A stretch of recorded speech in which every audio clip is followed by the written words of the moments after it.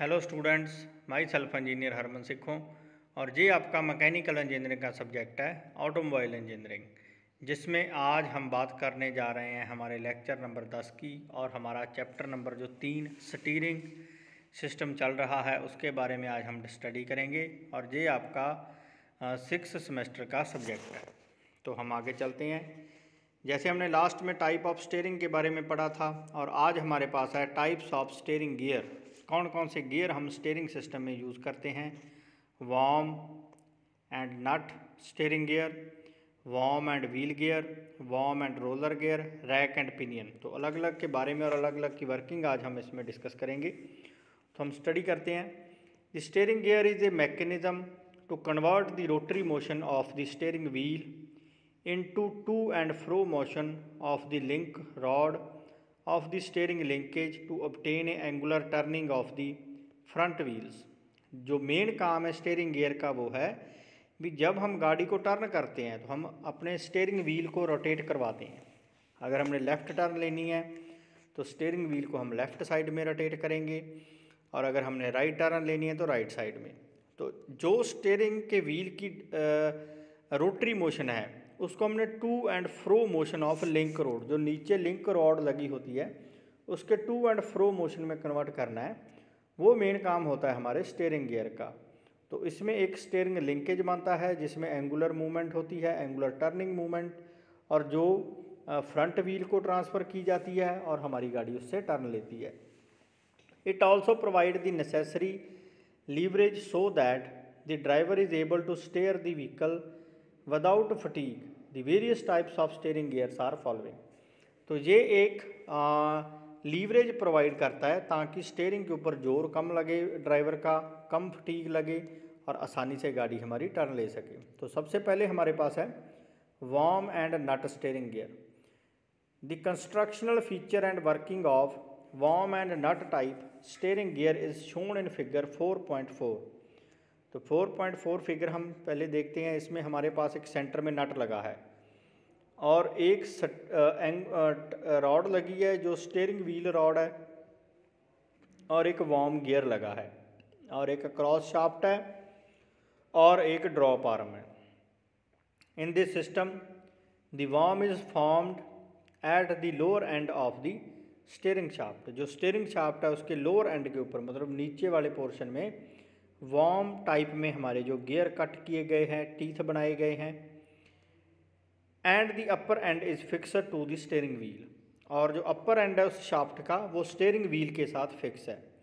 The steering wheel rotation rotates the worm which is turn move the nut along the length. और जैसे जैसे हमारा steering wheel rotate करेगा तो steering की रॉड है, जो शाफ्ट है, वो रोटेट करेगी और वो जो गियर बने हैं हमारी शाफ्ट के ऊपर वो रोटेट करेंगे। उससे रोटेट करने से वो हमारे नट के साथ मैश किए गए हैं, तो मैश करने से वो उसकी लेंथ के वाइज उसको टर्न देंगे। This cast the drop arm which is splined to the cross shaft to move its end linearly to move the link rod to steer the wheel. और उसी प्रकार से जो लिंक उससे बनता है वो लिंक मूव करवाता है और व्हील को स्टीयर प्रोवाइड करता है, मतलब उसको एक डायरेक्शन प्रोवाइड करता है। नेक्स्ट है हमारे पास worm and wheel steering gear. तो जो हमारी 4.5 फिगर है उसमें हमारे पास एक उसी तरह एक वॉर्म दिया गया है, वॉर्म गियर, जैसे हम यहाँ पर क्लियरली देख सकते हैं। तो नट की जगह पे हमारे पास यहाँ पर एक व्हील है। The simplified diagram of the worm and wheel type steering gear is shown in figure 4.5। तो सारा सिस्टम सेम है लेकिन यहाँ पर नट की जगह हमारे पास है एक व्हील है जिसे हम वॉर्म व्हील बोलेंगे। और सेंटर में आप देख सकते हो उसी एक शाफ्ट है, शाफ्ट स्टीयरिंग के साथ अटैच है और शाफ्ट के लोअर पोर्शन के ऊपर वॉर्म दिए गए हैं, मतलब गियर बनाए गए हैं, टीथ बनाए गए हैं और वो टीथ मैश में हमारे व्हील के टीथ के। तो ऐसे हमारा जो स्टीयर प्रोवाइड होता है। It consist of a worm wheel carried it bearing in a cast iron का केज मेड इनटू 2 हाफ्स, और ये 2 हाफ्स में बना है कास्ट आयरन के केज में। The worm is keyed to the steering shaft and mesh with the worm wheel, और worm wheel के साथ वो मैश में है। The movement of the steering wheel turns the worm which in turn device the worm wheel, और जो उसकी movement है हमारे स्टीयरिंग व्हील की वो जो हमारे वॉर्म, जो हमारी रॉड के ऊपर वॉर्म बने हैं, उस डिवाइस को टर्न देते हैं और वो आगे मैच किए गए हैं हमारे व्हील के साथ और उसे रोटेशन प्रोवाइड करते हैं। The drop arm is rigidly attached to the worm wheel SP line. The rotation of the steering wheel is transmitted to the linear motion of the drop arm end, which is further connected to the link rod, resulting in motion of the stub axle to steer the wheel. और जो हमारी जैसे हम steering wheel को rotate करते हैं तो linear motion को ट्रांसमिट किया जाता है हमारी रॉड की तरफ, और रॉड में जो हमारे गियर बने हैं वो गियर हमारे व्हील को रोटेट करते हैं, और जैसे जैसे हमारा वॉर्म व्हील रोटेट होता है तो उसी प्रकार से वो लिंक क्रिएट होता है, और लिंक से हमारा जो मोशन, जो टू एंड फ्रो मोशन हमारे लिंक को जाता है तो उससे हमारा स्टेयर प्रोवाइड होता है। तो डायग्राम में आप इसको ईजिली और स्पेशली समझ सकते हो। तो नेक्स्ट है हमारे पास worm and roller steering gear. Worm and roller steering gear is shown in figure 4.6। तो सबसे पहले हम फिगर देखते हैं 4.6। हमारे पास उसी प्रकार से एक वॉर्म शाफ्ट है, जो स्टीयरिंग शाफ्ट है उसके ऊपर एक वॉर्म गियर बनाए गए हैं, और एक रोलर स्टीयरिंग गियर जो सेंटर में दिया गया है toothed roller, pitman arm shaft and roller जिसे हम बोलते हैं वो दिया गया है, नीचे की तरफ हम देख सकते हैं। तो आगे हम इसे स्टडी करते हैं। Where a two toothed roller is fastened to the cross shaft so that it mesh with the threaded of the worm shaft at the end of the steering column. जो स्टीयरिंग कॉलम है उसके and के ऊपर एक gear बनाए गए हैं, thread बनाए गए हैं जिसे हम वॉर्म बोलते हैं, और उस शाफ्ट को बोलेंगे वॉर्म शाफ्ट। उसमें दो टीथ वाले रोलर अटैच किए गए हैं, इसको कसा गया है, फास्टन किया गया है उस क्रॉस शाफ्ट के ऊपर, वो हमारी वॉर्म शाफ्ट के साथ मैश में है, उसके कॉन्टैक्ट में है। Worm is fastened between the two bearings and the play of the bearing is adjusted by the adjuster provider at the end of the casting. तो वॉर्म उसके साथ फास्टिंग किया गया है टू बेरिंग के साथ, एंड उसमें प्ले प्रोवाइड की गई है बेरिंग की, और वो बेरिंग उसमें एडजस्टेबल ऐसा होता है और वो एंड के तरफ उसको मोशन प्रोवाइड करता है। The outer end of the cross shaft is formed in the SP line to fix and drop arm.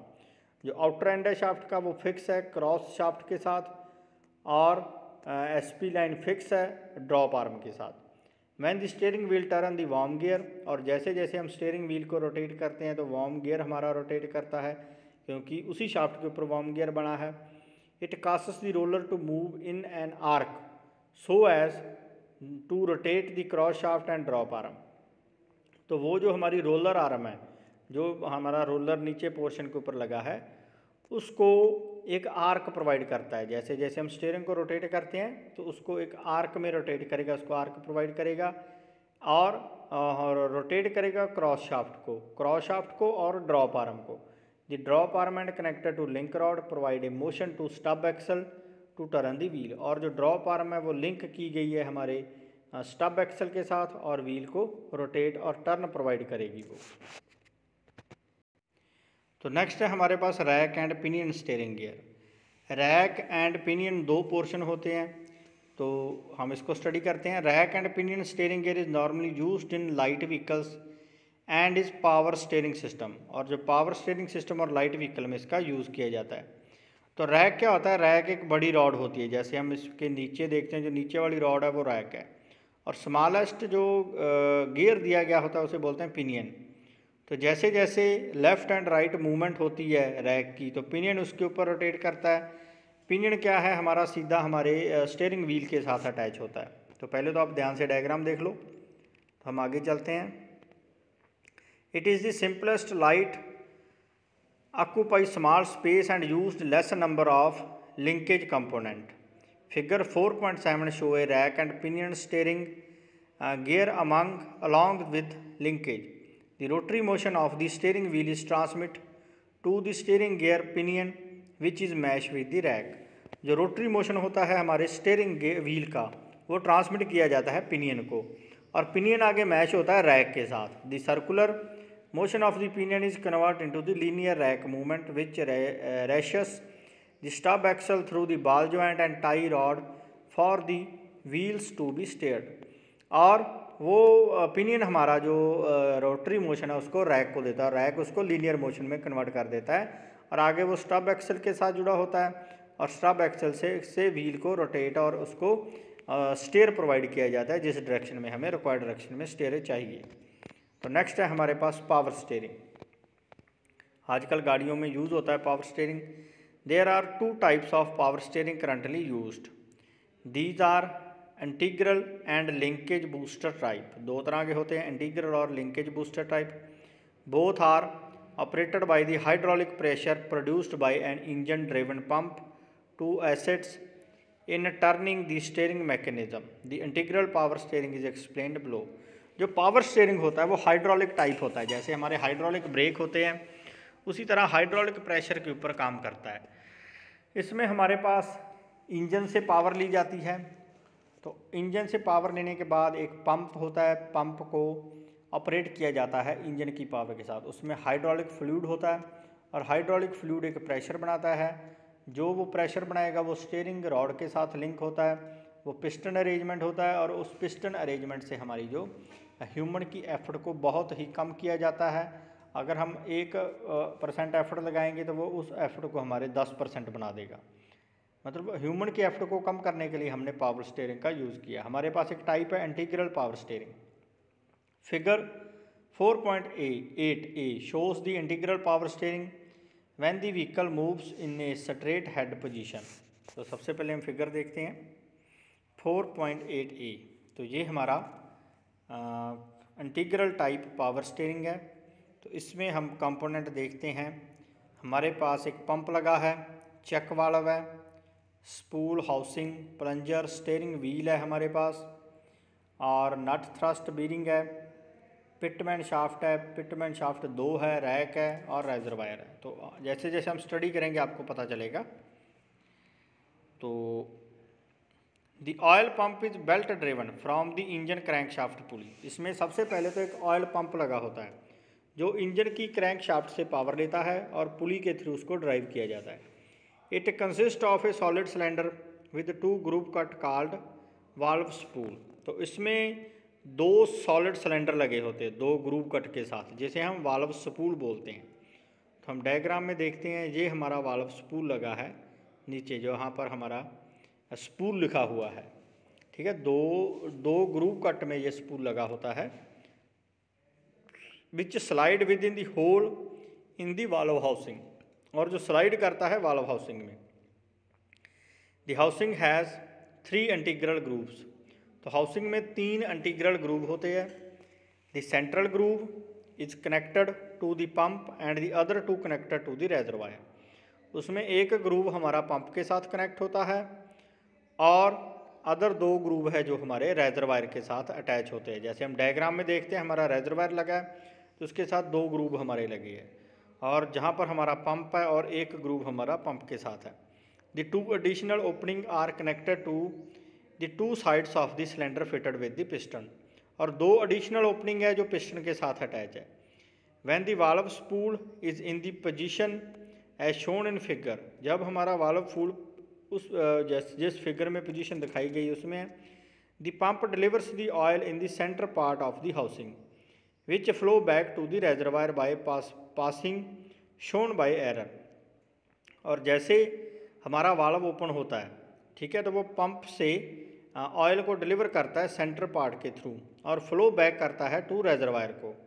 In this position there is a no oil pressure in the cylinder. तो इस position में cylinder में कोई pressure नहीं है। There is no tendency for the piston to slide in any direction, और piston किसी भी डायरेक्शन में मूव नहीं करता। Thus there is a no steering action, मतलब गाड़ी हमारी सीधी जा रही है, कोई स्टीयरिंग एक्शन नहीं है। The vehicle moves in the straight head position. Similarly figure 4.8b, तो फिगर ये हमारी है 4.8b। तो इसमें कंपोनेंट सेम है, हमने सिर्फ एरो की डायरेक्शन देखनी है। जहाँ पर एरो की डायरेक्शन इस तरफ है और रेजरवायर को वापस जा रही है, मतलब रेजरवायर से पहले नीचे को ऑयल आया और फिर लेफ्ट हैंड साइड को गया, और स्पूल से होता हुआ फिर ऊपर को गया और राइट हैंड साइड रेजरवायर को चला गया। इसमें हमारे पास क्या है, रेजरवायर से ऑयल आएगा, नीचे को जाएगा, फिर जो हमारा पिटमैन शाफ्ट है उसको जाएगा, और नीचे हमारा स्टीयरिंग व्हील है वहाँ पे भी प्रेशर बनेगा। हम इसे स्टडी करते हैं। Show that when the valve spool is moved toward right side, जब हमारा वाल्व स्पूल राइट साइड को मूव करेगा, the direct return supply from the pump to reservoir is closed, तो जो डायरेक्ट सप्लाई पंप से reservoir को जा रही थी वो क्लोज हो जाएगी। The oil flows into the cylinder by right side passage and pushes the piston to the left side, तो जो ऑयल की सप्लाई है वो सिलेंडर को चली जाएगी राइट साइड पासेज से और पिस्टन को चली जाएगी लेफ्ट साइड से। तो the oil on the left side of the piston flow back to the reservoir, और पिस्टन से होता हुआ ऑयल हमारा रेजरवायर को जाएगा।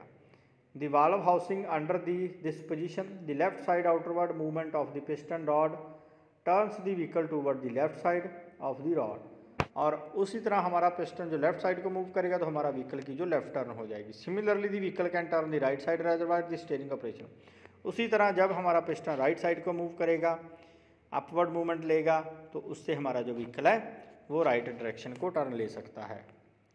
तो यहाँ पर आपका लेक्चर समाप्त होता है। Thanks to all of you, thank you.